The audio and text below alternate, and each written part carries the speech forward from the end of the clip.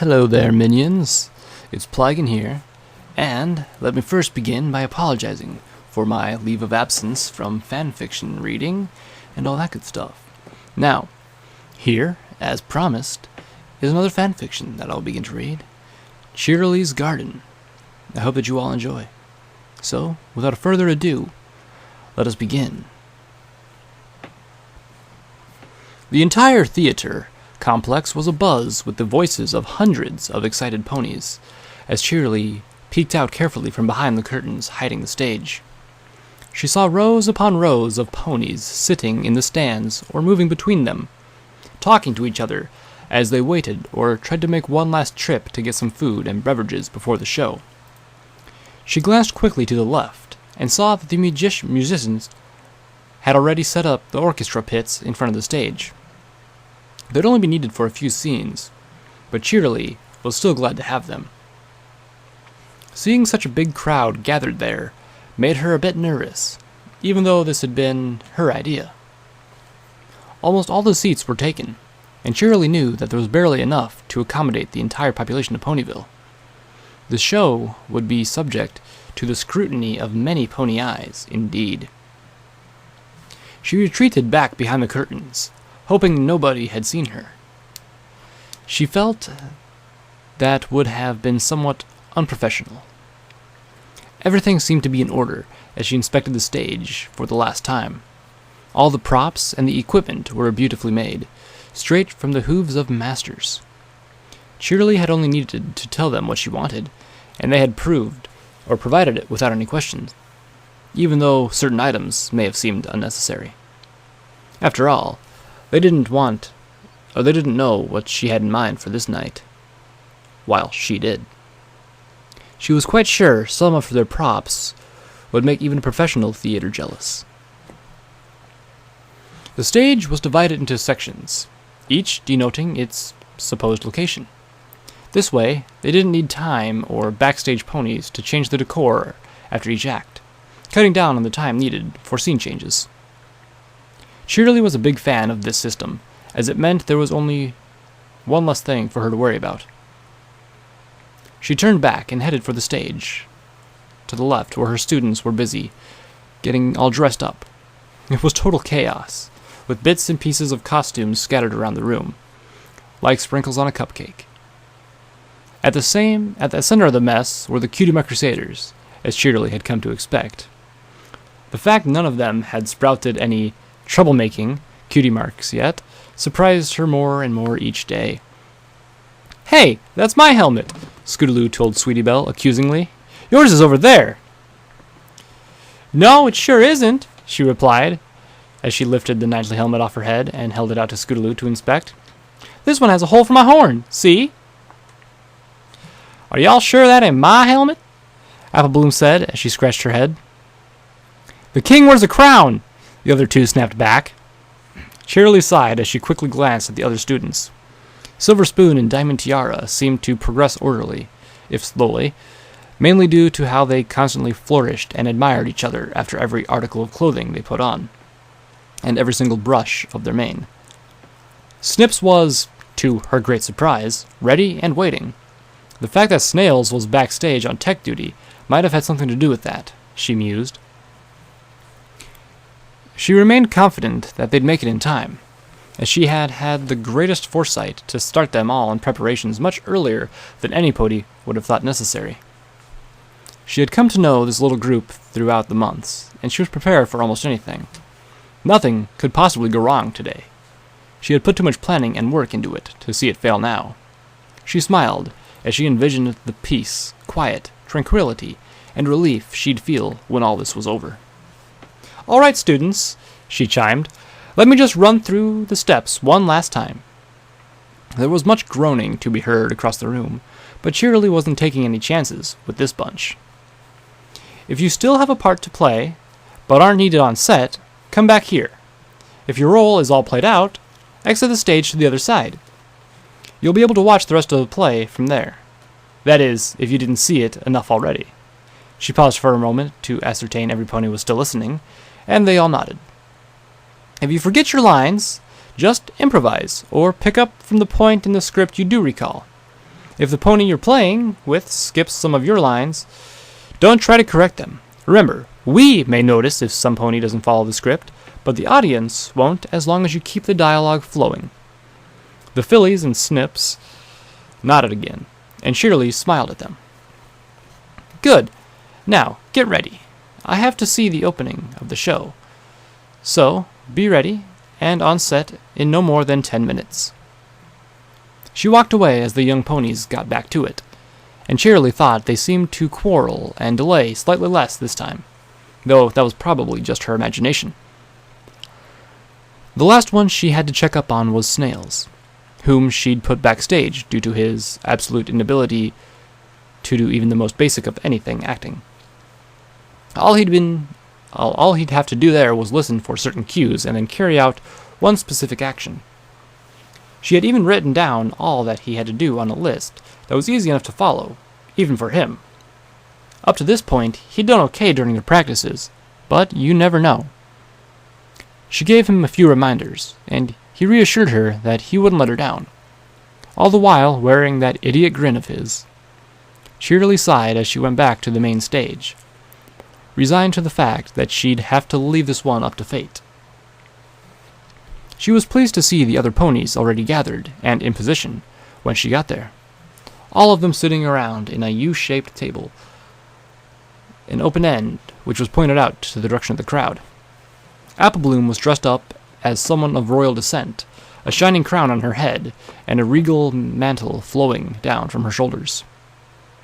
To her right were the two remaining Cutimark Crusaders, both dressed in exaggerated versions of knightly armor.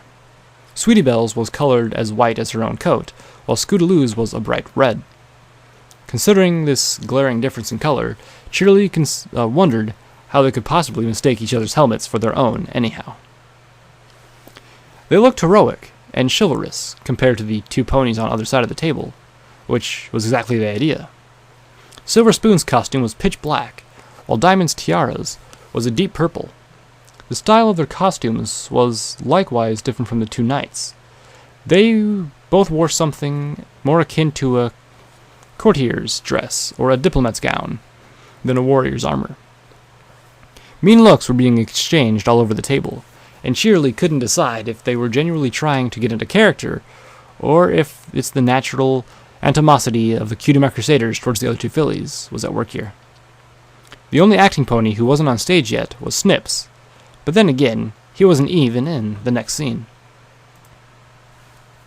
Cheerilee walked over to the left side of the stage and held the curtain aside for herself.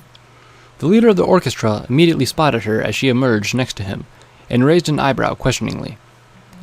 She nodded at him, and he nodded back, turning his attention towards the musicians, most of them whom were friends or family of the actors. Cheerilee slipped back behind the curtains as she heard the first soft notes float through the air. By the time she was back at the center of the stage, the music had increased in volume and could be heard all throughout the theater, the conversation slowly dying down as every pony took their seats. Cheerilee looked up to see Snails, thankfully in the right spot between the stage lights, waving at her sheepishly. The ushers took their cue from the music, and slowly the lights in the theater hall died down. The pace of the music increased, and the feeling of anticipation intensified, until, suddenly, the curtain slid open a few feet, accompanied by the rolling of drums. She stepped forward past the curtains as Snails turned the spotlight and aimed it at her, bathing her in a circle of light as she moved. Despite the curtains being partially open to the darkness behind Cheerilee, it revealed nothing to the audience. The music stopped, and Cheerilee's voice took over, ringing out crystal clear throughout the enormous room due to the perfect acoustics. Fillies and gentle colts, it is with great pride that my students and I welcome you to our very own play. They have all worked so hard over this past few months, and we hope you will enjoy it as much as we have enjoyed bringing it to you. Of one thing I am certain, this will be an evening you won't soon forget. Cheerilee smiled widely, despite herself. It was just kind of the opening that she thought every pony would expect, but she was certain that the last part would turn out to be more true, in more ways than one. And now, without further ado, I am proud to introduce, performing in Ponyville for the first time, Reginald the Sly. The music exploded again during her last words as she disappeared behind the curtains, following them to the right side of the stage as they slid open behind her. The music died down once again as the spotlight was turned off and the main stage lights turned on, slowly illuminating the scene. Cheerilee could hear the playing starting while she went down a set of stairs to get underneath the stage. The size of the stage itself was impressive, but the area underneath it was simply amazing. There were plenty of room to install all sorts of devices to spruce up any kind of play, and the stage itself was thick and well isolated enough that the ponies could work down here without disturbing the actors on stage. She had once started banging a metal pipe against some of the iron stage supports during a rehearsal to see if her students would hear it. They hadn't. She made her way in between the beams supporting the stage of the various props and gadgets that reached down from the stage, heading over to the prompt corner. She finally arrived at a few wooden steps, which took her to a level halfway beneath the stage and the area underneath it, so that only her head peeked up from above stage level. From there, she could watch the play from the same side as the audience, without actually being seen by the audience, due to the way the prompt corner was built into the stage. From the audience's point of view, it just looked like a slightly raised box. During some plays, a prompt would sit here to feed actors their lines if they had forgotten them. But the dialogue in this one wasn't overly complicated, and they had never rehearsed with the possibility of a prompt in mind. Cheerilee didn't think any of them would ever realize she was there. She tried to pick up the thread of the play, since she had obviously missed some of it on her way there, and they seemed slightly further along than Cheerilee had expected. But she didn't know if this was because of them rushing or leaving something out, or if she had just been walking slower than she thought she had been. She shook her head. It didn't matter. This scene wasn't important to her. A grin spread across her face as she sat and watched, and waited for a scene that was. Applebloom slammed her hoof on the table as she dramatically looked first to the left to the table and then to the right. All this is meaningless. We still have to put a stop to this Reginald the Sly, and don't care who it is or how, she said, trying her best to suppress her accent. She was most likely the one with the biggest grasp of the script, simply because sticking to her lines made avoiding her accent easier. As soon as she drifted from them even a little bit, it was all over, and the accent was back in full swing. It sounded very odd, out of the mouth of a king, to be sure. But my king, I maintain that violence is not the answer, Silver Spoon said. If you would just let your royal advisor and I work on a diplomatic solution, then I'm sure that... No! The king cut her short. Do you think I know what's going wrong behind my back is turned? The two of you will stay right here. Sir Lancelot the Brave, I entrust this task to you. Find this villain and bring him back here, so he might face my judgment, she decreed as she leaned forward over the table, putting a hoof at Scootaloo before banging it to the table again. Leave it to me. I'll bring him back kicking and screaming, Scootaloo said as she raised a hoof enthusiastically, completely ignoring the script and the lines she should be using. Fortunately, it came down to much the same thing, which was probably the only reason the fillies couldn't hear Cheerilee grinding her teeth all the way out of the stage. Scootaloo got up from the table and bowed down before her king, before taking a few steps away from the table and turning around. The lights went out for a short moment, and when they turned back on, only Scootaloo was still on stage. The king's table was completely deserted, and less lighting was focused on that area than before. In addition to this, Scootaloo was now carrying a white lance around with her, holding it under one wing. She started walking across the stage, taking roundabout routes around some set props and pieces of decor. There are the wildlands, there is no doubt. So, where could that Weasley Reginald be? I heard he's a sly fox, and true as that may be, he'll never outwit the likes of me. Speaking thusly, Sir Lancelot came up to a part of the stage that quite obviously represented a mountain with a mine entrance leading to it. The Sorry, hold on. The backdrop of the decor served as the mountain, while the shallow mine entrance was more of a little building on stage, and expertly made. A small hooded figure suddenly emerged from the scene, wearing black robes. His face was hidden by the hood, but anyone could deduce that it was Snips, based on his height and a simple process of elimination. As the new arrival casually strolled down the same path Sir Lancelot was currently on, and it wasn't long before they had crossed paths in front of the mine itself. "Halt! By order of the king, Sir Lancelot, have come to put an end to Reginald the Sly. Are you he?" SkiddleZIzKewl said, louder than was necessary, even during a play. "Oh, no, noble knight. I am but a simple hermit, living in the mountains yonder," the robed figure replied, as he motioned towards the mountains in the distance. SkiddleZIzKewl scoffed at this and raised her chin. "A little thing, such as you, would indeed not have been much of a challenge. You look like you can hardly stand upright during a gentle summer breeze. Now, tell me quick, simple soul, if you wish to find this Reginald, where should I go?" "Ah, you are indeed fortunate, Sir Knight. The villain you seek has his lair in this very cave." The robed pony motioned to the mine entrance with a nod in his head. "In there? Are you sure of this?" the brave knight asked as she peered inside. "Of course. Would I lie? You might have to leave your lance behind, though. A lot of narrow passages down there." The filly threw the stranger a few excruciating glances, and then looked straight at the audience and shrugged. She placed her lance against the rocks outside, and approached the entrance.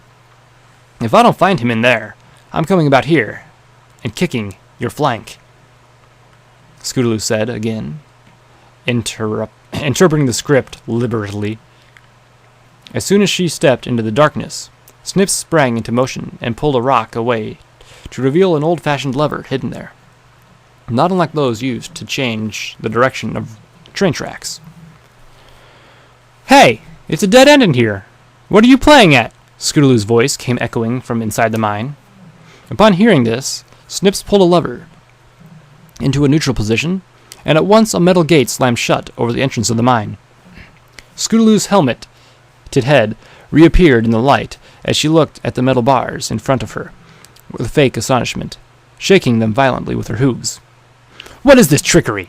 Let me out of here right this instant, or the justice of the King Golden Crown shall come down upon your head, be whomever you may." The hooded pony let out a diabolical laugh as he approached the metal gate, standing next to it as he addressed the knight, so that he may still be roughly facing the audience as well. "Be whoever I may. Why, you're thicker than I thought, you righteous fowl. It is I, of course, Reginald the Sly," Snips announced as he drew back from the hood to reveal himself. "Did you think I would not expect one of you to come here eventually, or that I would not recognize the great Sir Lancelot, bravest of all the knights in the realm, when she arrived upon my doorstep? Is it your courage that shall now be your undoing?" he continued, followed by more laughter. Sir Lancelot shook the metal gate some more, and tried to lift it up, but she could not. "You devil! You heathen! You dishonorable wretch! When I get out of here, it'll be off with your head!" Reginald the Sly paused for a moment as he put both of his hooves on the lever once more. "Then this is fortunate," he said maniacally, "that you will never be getting out of there ever again." He pulled down, and suddenly a great rumbling could be heard throughout the theater, as the orchestra kicked in with an impressive display of percussion instruments. Sir Lancelot, much like the audience, recoiled and looked around fearfully, taking a few steps backwards into the mine, thus disappearing out of sight. There was a loud crash as a cloud of smoke or dust erupted from the mine. Once it cleared out, the music died down, and the audience could see the entrance of the cave again, but the opening behind the metal gates was now blocked by what appeared to be a wall of stone and rubble. Snips simply took the lance of the knight that had left behind between his teeth and walked off, as the stage lights gradually died down and the curtains closed. The audience remained silent for a moment, surprised by the sudden development, but then suddenly started talking amongst themselves about the events of the play so far. The only one who seemed to have anything bad this to say was Rainbow Dash, who thought it was a pure folly to kill off the character of the most talented actor in the group so quickly. Cheerilee left her spot in the prompts corner and went back under the stage. She headed in the direction of a faint banging noise, towards a part directly under the mine. She couldn't help smiling at the thought that everything she had worked for all these months had finally been about to pay off. The memories of how it all started involuntarily flooding into her mind.